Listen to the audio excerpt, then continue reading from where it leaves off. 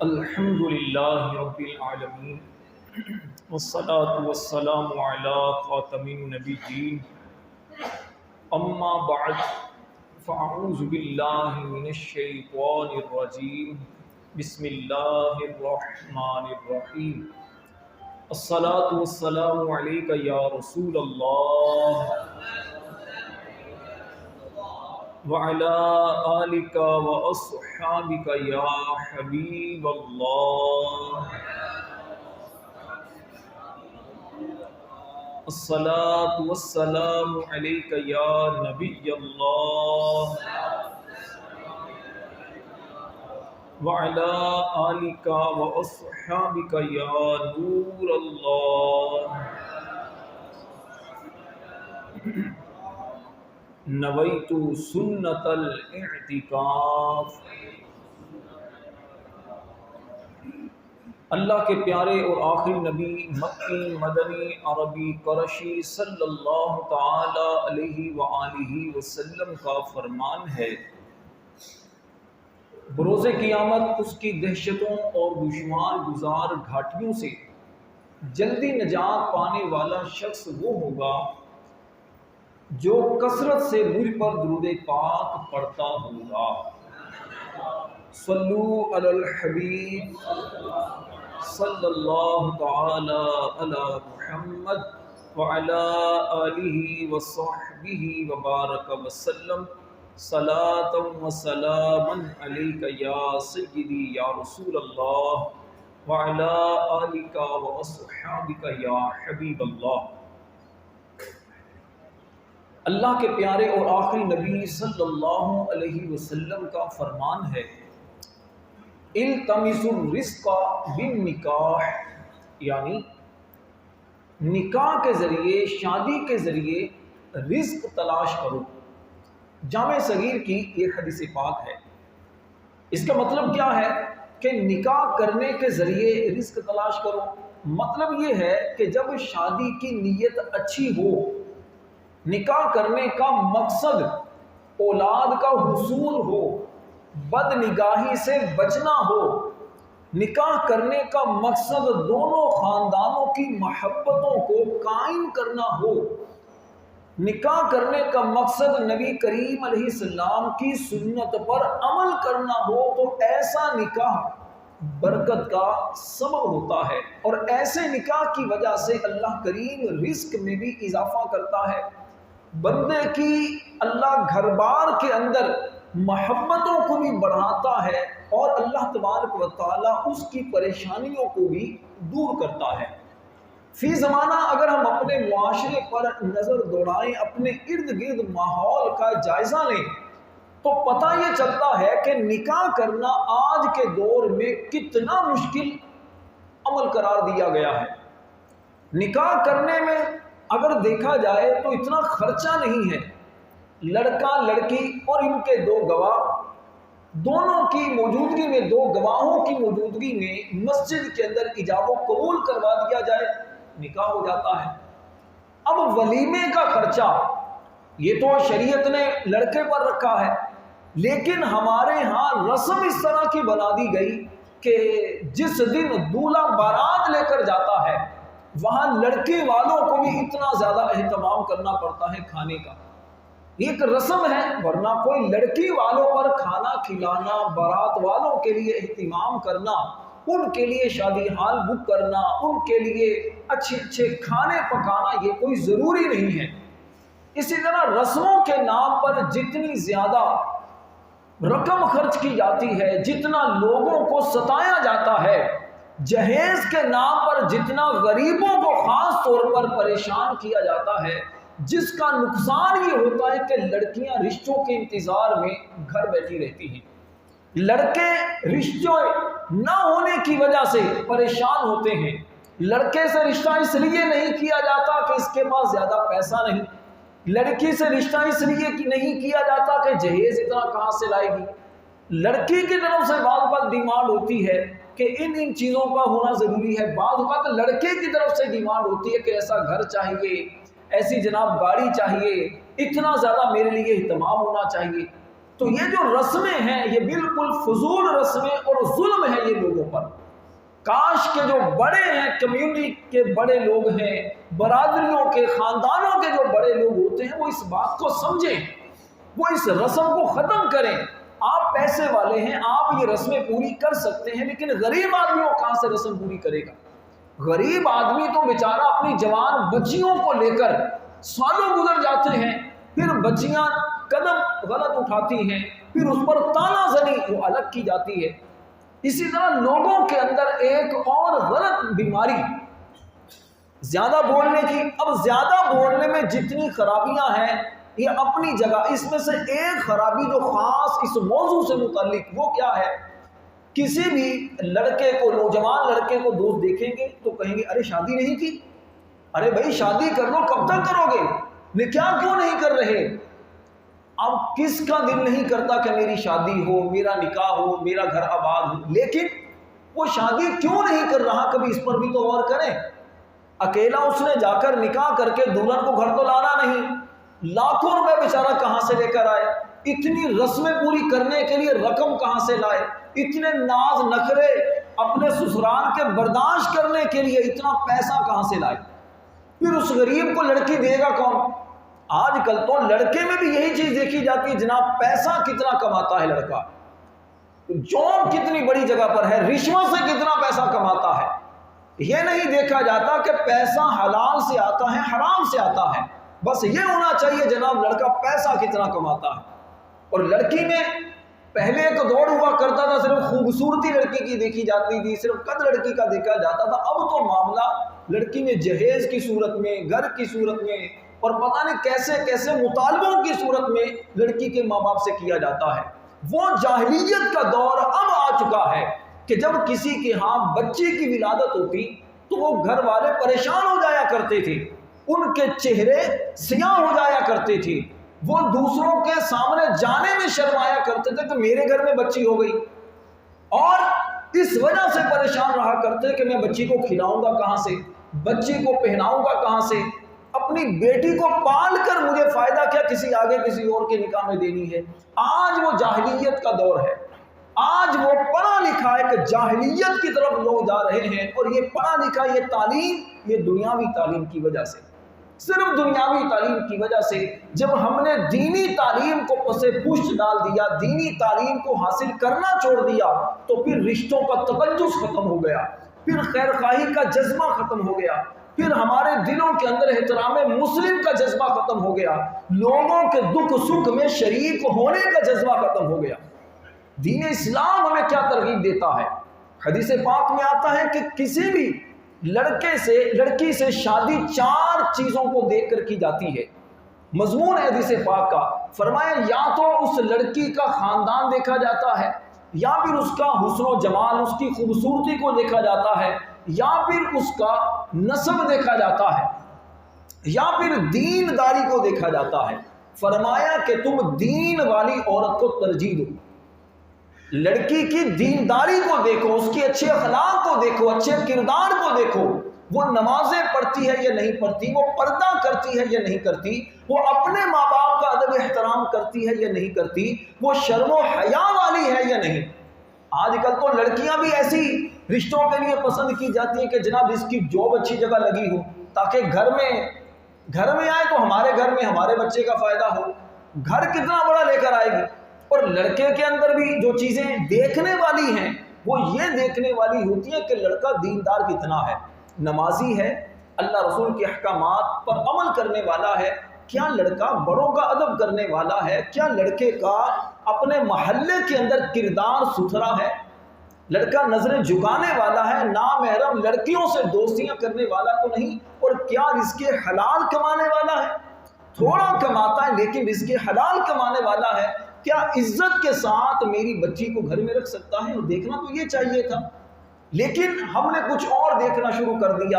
اس کا نتیجہ کیا ہے کہ چند دن کے بعد طلاقیں ہو جاتی ہیں، چند دن کے بعد میاں بیوی کی انڈرسٹینڈنگ نہیں ہوتی، عورت کی طرف سے فرمائشیں ہوتی ہیں، بہت زیادہ مطالبات ہوتے ہیں، کبھی جناب مجھے پارک میں لے کر جائیں، ہر ہفتے ماں باپ کے گھر میں لے کر جائیں، کبھی بہنوں کے گھر میں لے کر جائیں، کبھی فلاں جگہ جانا ہے، کبھی فلاں جگہ جانا ہے، ہر مہینے 1-2 سوٹ ہمیں چاہیے، باہر سے کھانا بھی آنا چاہیے، ناشتے میں کچھ اور آنا چاہیے، 2-4 دن کے بعد ڈنر کچھ اور ہونا چاہیے، لنچ کہیں اور جا کر کرنا ہے۔ تو لڑکا بیچارہ اس مہنگائی کے دور میں کہاں سے خواہشات پوری کرے گا؟ اور لڑکا بھی شادی سے پہلے بڑی بڑی باتیں وہ بھی کر رہا ہوتا ہے، یہاں پر اس کو بھی تھوڑا سمجھنے کی ضرورت ہوتی ہے کہ جیسے دلہن گھر میں آئی آتے ہی آپ نے اپنی آمدن سے زیادہ خرچہ کرنا شروع کر دیا، آپ نے آتے ہی اس کو سبز باغ دکھانا شروع کر دیے، آپ نے آتے ہی اسے یہ کہا ٹھیک ہے میری ماں سے کوئی ڈرنے ورنے کی ضرورت نہیں، میرے بھائیوں سے کوئی مسئلہ نہیں، کوئی مسئلہ ہو مجھے بتانا، میں تمہارا سربراہ ہوں۔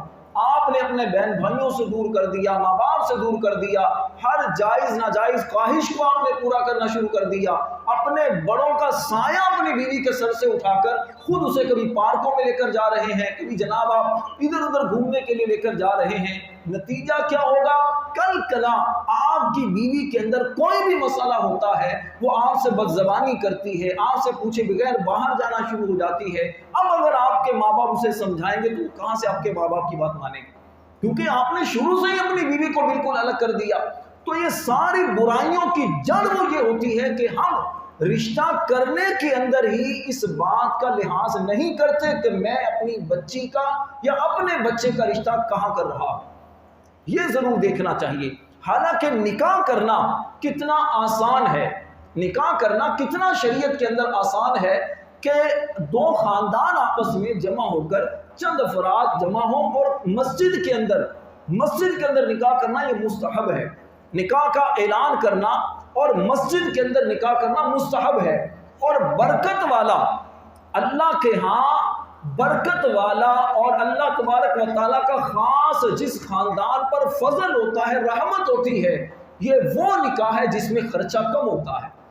جی ہاں، میرے اور آپ کے نبی صلی اللہ علیہ وسلم کا فرمان ہے، فرمایا برکت والا نکاح وہ ہے جس میں بوجھ کم ہو، میاں بیوی دونوں پر بوجھ کم ہو، لڑکے اور لڑکی دونوں کے خاندان پر بوجھ کم ہو، یہ ہے برکت والا نکاح۔ اور ہمارے ہاں زیادہ اچھا نکاح اسے سمجھا جاتا ہے کہ جس کے اندر خرچہ بہت زیادہ ہو، ڈشز بہت زیادہ ہوں، جناب تھوڑے کپڑے بھی ٹائٹ قسم کے زیادہ مہنگے والے کپڑے ہوں، پہننے دلہن نے ایک رات کے لیے ہے، اور جناب لڑکے کی خواہش ہوگی کہ دلہن کا سوٹ جو ہے کم از کم 50,000 کا تو ہونا چاہیے، ایک رات پہن کر اب کیا کرنا ہے؟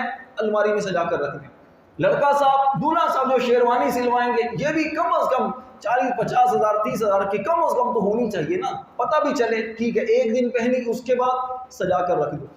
اللہ کے بندے اسی دونوں پیسوں کو جمع کر کے اچھا سا ولیمہ آپ کر سکتے تھے۔ اسی طرح ولیمے کے لیے بھی ضروری تھوڑی ہے کہ آپ نے سارے خاندان کو بلانا ہے اور سارے خاندان کو بلا کر آپ نے 20-25 جناب ڈشز رکھنی ہے، مختلف طرح کے کھانے رکھنے ہیں، اور حال بھی آپ نے ایسا رکھنا ہے کہ جناب کی ناک تھوڑی سی اونچی ہو، پتہ چلے خاندان والوں کو کہ جناب یہ بڑا بھائی بہت اچھا کیا، حالانکہ تعریف کم ہی پھر بھی سننے کو ملتی ہے۔ آپ جتنا اچھے سے اچھا کھلا لیں، جتنا اچھے سے اچھا انتظام کریں، آخر میں یہی کہنے کو ملے گا بوٹیاں تھوڑی کچی تھی، انتظام تھوڑا سا مزے والا نہیں تھا۔ تو دنیا کو خوش کرنے جائیں گے تو جناب دنیا خوش ہونے سے رہی، دنیا کبھی خوش نہیں ہوگی، خاندان والے کبھی خوش نہیں ہوں گے۔ ہر بندہ خود اپنے اوپر غور کرے، خاص طور پر جو دولہا ہے، جو لڑکا ہے، میرا وہ نوجوان بھائی، میں آپ سے مخاطب ہوں، آپ کی شادی ہو رہی ہے، آپ کماتے ہیں تو آپ اپنی جیب کو دیکھیں، دنیا والوں کو نہ دیکھیں، خاندان والوں کو، ماں باپ کو نہ دیکھیں، رشتہ داروں کو نہ دیکھیں، آپ یہ دیکھیں کہ آپ کے پاس کتنا پیسہ ہے، ادھار کا نہیں، آپ کا اپنا ذاتی۔ ہوتا کیا ہے، پہلے سے ہی سیٹ سے بات کی جاتی ہے، دوستوں سے بات کی جاتی، دیکھو یار میرا خیال کرنا بھائی، قرض لے لیا دوستوں نے دے دیا، اب ٹھیک ہے ساری زندگی پھر قرض اتارنے میں گزر جاتی ہے، تو بھائی اتنا سا کر لو جتنا آپ گزارا کر سکتے ہو، ضرور اتنے سارے لوگوں کو جمع کرنا ہے، تو اتنا بوجھ نہ کسی پر ڈالیں، نہ خود آپ اتنا بوجھ اپنے اوپر ڈالیں۔ تو برکت والا نکاح حدیث پاک میں فرمایا وہ ہے جس میں بوجھ کم ہو۔ اب دیکھیے شادی کا معنی ہوتا ہے خوشی، شادی کے شین سے 3 نقطے ہٹائیں تو بچے گا سادی، تو شادی اگر سادگی سے ہو یہ شادی خوشیوں والی ہوتی ہے، بندہ پرسکون ہوتا ہے۔ اصل دلہن کے اندر وہ دیکھنے والی چیز اس کا اخلاق ہوتا ہے، کیونکہ ساری زندگی حسن کے ساتھ، خوبصورتی کے ساتھ نہیں گزرتی، انسان کی زندگی گزرتی ہے اچھے اخلاق کے ساتھ۔ آپ تھکے ہارے گھر کے اندر آئے، بیگم نے آپ کے لیے جلدی جلدی پانی پیش کر دیا، مسکراہٹ آپ کی طرف بڑھائی، آپ کی ساری تھکاوٹ دور۔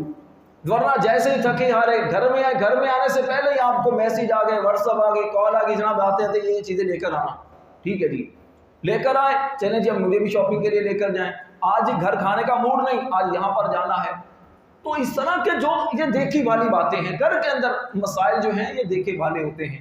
تو اس لیے میرے پیارے اسلامی بھائیوں، میرے نمازی بھائیوں، اپنے بچوں کی شادیاں پہلے نمبر پر تو جلدی کیجیے۔ ان کی عمر اگر شادی کی ہو چکی ہے تو شادی جلدی کیجیے۔ آپ کہیں گے مولانا صاحب جلدی شادی کیسے ہو سکتی ہے؟ جلدی شادی اسی صورت میں ہو سکتی ہے کہ آپ سامنے والے سے ڈیمانڈ نہ کریں، اور جو آپ سے ڈیمانڈ کرتے ہیں تو آپ ان سے کہیں نہ ہم آپ سے ڈیمانڈ کریں گے، نہ آپ ہم سے کریں۔ نتیجہ یہ ہوتا ہے آپ مجھ سے زیادہ اس بات کو سمجھتے ہیں۔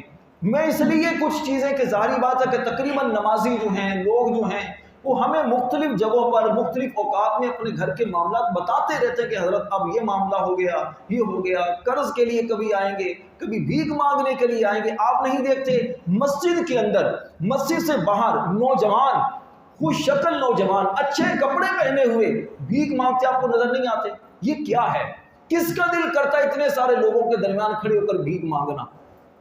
یہ بھیک مانگنے کی جو عادت اسے پڑتی ہے، ایک تو ہے ضرورت، ایسی ضرورت کہ بندے کے پاس ایک وقت کے لیے کھانے کے لیے بھی کچھ نہیں، شریعت نے اب اسے اجازت دی ہے کہ ٹھیک ہے آپ اپنی ضرورت کے مطابق سوال کر سکتے ہیں، لیکن ایک ہے اپنی خواہشات کو پورا کرنے کے لیے مانگنا۔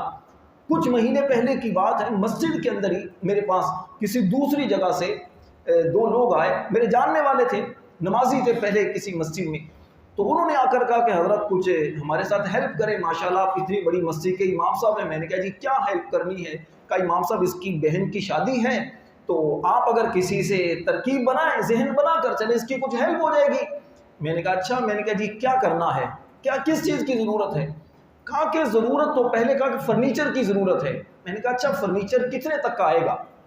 کہ کم از کم جو فرنیچر جو کم از کم ہم نے دیکھا ہے وہ تقریباً 70,000 روپے تک کا تو ہے، 70,000 کا۔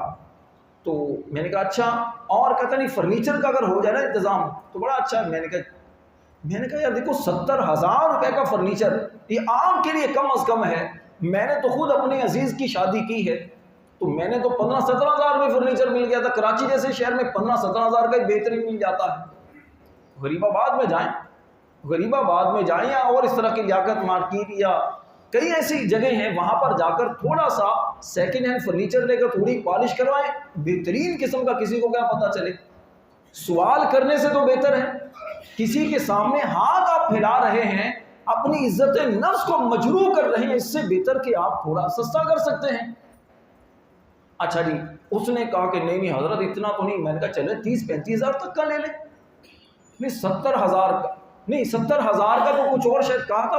مجھے کہا کہ ولیمہ کرنا، ولیمہ کتنا جی؟ کم از کم لاکھ روپے تو لگے گا۔ میں نے کہا اللہ کے بندے، میری اپنی شادی ہوئی تھی، 200-250 بندے میں نے بلائے تھے، میں نے تو سارا 30-35,000 میں ولیمہ کر لیا تھا اپنا۔ یہ کوئی زیادہ پرانی بات نہیں، آج بھی 30-35 نہیں، چلے 40,000 میں ہو جائے گا۔ کیسے کھلایا تھا ہم نے؟ اپنے میری پھپھو کا گھر تھا، وہاں پر ہم نے نیچے دریاں بچھائیں، دریاں بچھا کر کراتیں لگائیں، اور وہ پرانے حساب سے مجھے کسی بوڑھے نے مشورہ دیا تھا، میری دوستی بڑوں سے ہوتی ہے، تو کسی بابے نے مشورہ دیا حضرت آپ دنیا داروں سے جیت نہیں سکتے، آپ اتنا کریں جتنی آپ کی گنجائش، جتنا آپ صحیح کر سکتے ہیں۔ آپ ویسے بھی ماشاءاللہ مذہبی آدمی ہے تو سنت کے مطابق عمل کریں۔ میں نے کہا جی کیسے؟ تو کہا دریاں بچھائیں، دسترخوان بچھائیں، بالٹی میں آپ ڈالیں سالن، اور پلیٹیں بچھا کر بندہ جا کر جس کو جتنی ضرورت ہے اس کے پاس ڈالتے رہیں۔ یقین کریں میرے خیال میں 200 یا 250 یا 300 بندے تھے، آرام سے کھانا بھی پورا ہو گیا۔ لوگوں نے کہا بڑا مزہ آیا، چند لوگوں نے کہا یہ کیا، یہ پرانا طریقہ۔ میں نے کہا جی جیب میری ہے، کسی سے قرض لینے کی ضرورت نہیں پڑی، جتنا خرچ کیا تھا اس سے زیادہ مل گیا۔ اللہ خیر صلی اللہ۔ باقی 2 دن لوگ باتیں کرتے، تیسرے دن بھول جاتے، لوگوں کے پاس اتنا ٹائم نہیں ہوتا۔ تو بھائی سوال کرنے سے بہتر ہے. کئی لوگ آتے ہیں اس طرح کے کہ حضرت کر دے. میں حتی الامکان کوشش کرتا ہوں کہ جو اس طرح کے مانگنے والے ہوتے ہیں میں کبھی کسی سے نہیں کہتا. میں اسی کے بارے میں چند ایک ماشاءاللہ نمازی ہیں جن سے میں گزارش کر دیتا ہوں, ان کو ملا دیتا ہوں یا بول دیتا ہوں کہ یہ فلاں صاحب ہیں, آپ دیکھ لیجئے. حتی الامکان, کیونکہ آپ ذمہ دار ہوتے ہیں. جب کوئی آپ کے پاس آتا ہے تو یہ بات کرنے کا مقصد یہ ہوتا ہے کہ آپ اپنی شادیوں پر اس طرح کی ناجائز رسموں, اپنی غلط خواہشات کی وجہ سے بھیک مانگنے کے لیے مجبور ہو جاتے ہیں.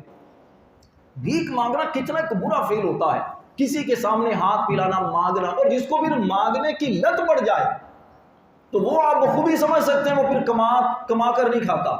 اسے پتا تھوڑی سی زبان ہلائے, مانگنے سے منہ ٹیڑھا کرو, ہاتھ پھیلاؤ, مل جائے گا.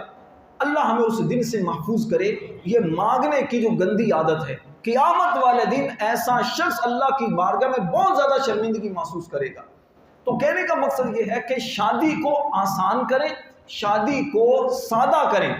انشاءاللہ آپ بھی پرسکون, سامنے والے بھی پرسکون. اسی طرح میرے خیال میں 8-10 سال پہلے کی بات ہوگی, میں جمعہ پڑھاتا تھا ایک مسجد میں, تو وہاں پر میں نے جمعہ میں بیٹیوں کے فضائل پر بیان کیا کہ بیٹیاں اللہ کی نعمت ہیں, بیٹیوں کا خیال کریں, بیٹیاں پیدا ہونے پر آپ پریشان نہ ہوا کریں. تو بعد میں ایک نمازی مجھے ملا اور اس کی آنکھوں میں آنسو, کہا کہ حضرت آپ نے بیٹیوں کے تو بڑے فضائل بیان کیے, کبھی یہ بھی بیٹیوں کو بھی تو سمجھائیں کہ اپنے ماں باپ کا بھی خیال کیا کریں. میں نے کہا میں سمجھا نہیں, بات کرنا کیا چاہتے ہیں آپ؟ کہ بات یہ کرنا چاہتا ہوں کہ حضرت میری ایک ہی بیٹی ہے, ایک ہی میری بیٹی, اس بیٹی کے لیے, اس بیٹی کی خواہش پر, بیٹی کی خواہش تھی کہ باجی مجھے آپ نے اچھا گھر لے کر دینا ہے شادی پر. میں نے اپنی ساری جمع پونجی, حتیٰ کہ جس گھر کے اندر ہم میاں بیوی رہتے تھے وہ گھر بھی میں نے بیچ کر اپنی بیٹی کے لیے 70 لاکھ کا میں نے فلیٹ لیا. 70 لاکھ کا فلیٹ لے کر خود میاں بیوی کرائے پر آئے, بیٹی کو گھر لے کر دیا, شادی ہو گئی, بڑے شانہانہ طریقے سے بیٹی کی شادی کی. شادی کے کچھ سال گزرے, اب معاملہ یہ کہ بیٹی ہمیں دیکھنا پسند نہیں کرتی. بیٹی کی طرف سے آرڈر یہ کہ آپ دونوں میرے گھر میں بھی نہیں آئیں گے.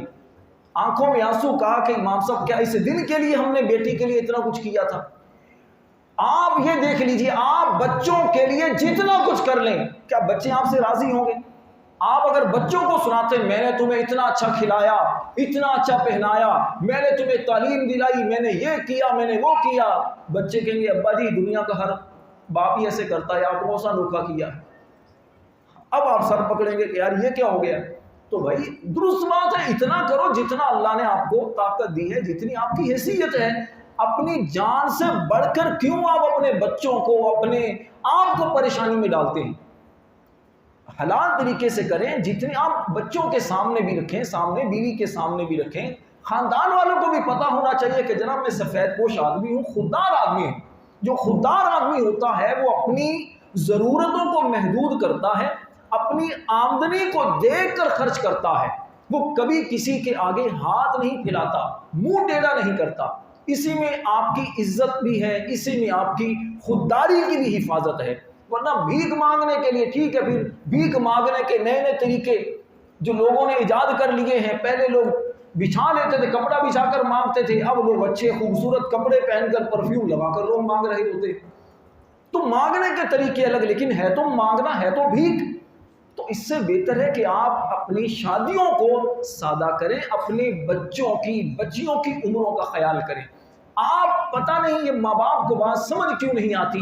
ماں باپ سے جب کہا جائے کہ بچی کی شادی کر دیں, بچی کی عمر بڑی ہو رہی ہے, کہا جی جہیز اتنا ہونا چاہیے, بیٹی تعلیم ابھی حاصل کر رہی ہے, بیٹا ابھی کاروبار کرے گا, بیٹا یہ کرے گا. آپ کو کیا پتا کہ اس دور کے اندر آپ کی بیٹی, آپ کا بیٹا وہ راتیں کیسے گزارتے ہیں. اب کے بچوں کے چہروں کو دیکھ کر کیا آپ کو بچوں کی چہروں کی رونق ختم ہوتی نظر نہیں آتی؟ جوانی کے اندر ابھی چھوٹی عمر میں بچوں کی آنکھوں کے حلقے آپ کو نظر نہیں آتے. اپنے بچوں کی چھوٹی عمر میں نظر کی کمزوری آپ کو کچھ نہیں پتہ بتاتی. چھوٹی عمر کے اندر بچوں کا بلڈ پریشر ہونا, شوگر کی بیماریاں لگنا, ہیپاٹائٹس کے مرض میں مبتلا ہونا, پیٹ کے امراض میں مبتلا ہونا, ان کے جسم کے اندر گرمی کا پیدا ہونا, پیٹ خراب ہونا, یہ ساری وہ چیزیں ہیں جو آپ کو بتاتی ہیں کہ اپنے بچوں کا خیال کریں، ان کی شادیاں کروائیں تاکہ بچے ریلیکس زندگی گزاریں۔ شادی کرنے سے انسان کی نظر جھک جاتی ہے، شادی کرنے سے نامحرم عورتوں کی طرف انسان جانے سے بچ جاتا ہے، ورنہ موبائل میں کیا کچھ ہے۔ آپ اپنے چھوٹے سے بچے کو اینڈرائیڈ موبائل لے کر دے دیتے ہیں کہ ٹھیک ہے بیٹا لگے رہو، بیٹا ساری رات لگا ہے، باپ کو کوئی پرواہ نہیں۔ بیٹی، بچیوں کے پاس موبائل کا کیا کام؟ بچی تھوڑی سی بڑی 7-8 سال کی، 10 سال کی، 12 سال کی ہوئی، آپ نے بچی کو اینڈرائیڈ موبائل لے کر دیا، نیٹ بھی لگا دیا، گھر کے اندر وائی فائی بھی لگا دیا کہ بیٹا لگے رہو، دیکھتے رہو۔ اب اس عمر کے اندر اگر بچے یہ چیزیں دیکھیں گے، اور نیٹ پر بچے کیا نعتیں سنیں گے، کیا قرآن سنیں گے، کیا علماء کرام کے بیانات سنیں گے، یا مجھ سے زیادہ جانتے کہ بچے کیا دیکھیں گے؟ کسی نے کہا چند دن پہلے، عالم صاحب نے بڑی خوبصورت بات کہی سمجھانے کے لیے، کہا کہ یہ وہ دور ہے کہ شاید ہم جیسے جو لوگ ہیں یہ آخری نسل ہیں جن کی ماؤں کے فیس بک پر اکاؤنٹ نہیں بنے ہوئے۔ شاید ہم آخری نسل ہیں، یعنی 2000 سے پہلے والی جو نسل، شاید ہم آخری نسل بچے ہیں، ورنہ تو آج کل کی جو مائیں ہیں یا آج کل کے جو جوان ہیں، آج کل کے جو باپ ہیں، کیا باپ کیا بیٹا دونوں فیس بک پر لگے ہوتے ہیں، اور بسا اوقات تو ایسا بھی ہو جاتا ہے باپ بیٹا دونوں ہی، ایک لڑکا بنا ہوتا ہے دوسری لڑکی بن کر لگے ہوتے ہیں بات چیت کرنے میں۔ یہ دیکھنے والی چیزیں ہیں، ایسی چیزیں بھی سامنے آ جاتی ہیں۔ تو اللہ کے بندو، شرم و حیا اپنے گھر کے اندر بھی پیدا کریں، اور شادیاں بچوں کی جلدی کریں۔ خدا نہ اپنے بچوں کو، اپنی بچیوں کو گناہوں سے بچانے میں ان کی مدد کریں۔ بچے آپ کو منہ سے بولیں اس سے پہلے آپ خود خیال کر لیں، کیا آپ کے سامنے یہ واقعات نہیں آ رہے؟ کیا آپ کو سمجھانے کے لیے یہ واقعات کافی نہیں کہ بچی 14 سال کی، 12 سال کی بچی گھر سے بھاگ کر چلی جاتی ہے، چھوٹی عمر کی بچی کسی اور جگہ نکاح جا کر لیتی ہے؟ یہ کیا ہے؟ 14-15 سال کی بچی کو کیا پتہ ان چیزوں کا؟ اتنا اس کے اندر دل آ گیا، اتنا بڑا اس کا جگرا ہو گیا کہ وہ گھر سے جا کر کسی اور جگہ غیر لڑکے سے شادی کر کے وہ ماں باپ سے کہتی ہے تم کون ہوتے ہو میری قسمت کے فیصلے کرنے والے؟ یہ اسی صورت میں جب آپ نے اپنے بچوں کو بالکل ہر چیز مہیا کر دی اور اس کے بعد جبر بھی کر تمہاری شادی نہیں کریں گے۔ اللہ کے بندو، جب یہ چیزیں دے دی ہیں آپ نے، اب کم از کم شادیاں تو جلدی کرو ان کی، تاکہ ان کی جو ضرورت ہے، فطری ضرورت ہے، وہ ضرورت ان کی پوری ہو سکے۔ جب ضرورت پوری ہو جائے گی تو وہ دوسروں کی طرف کیوں جائیں گے؟ اللہ مجھے اور آپ کو عمل کی توفیق دے، اللہ ہماری بچیوں کو، اللہ ہمارے بچوں کو شرم و حیا کا پیکر بنائے۔ آمین۔ وآخر دعوانا ان الحمد للہ رب العالمین۔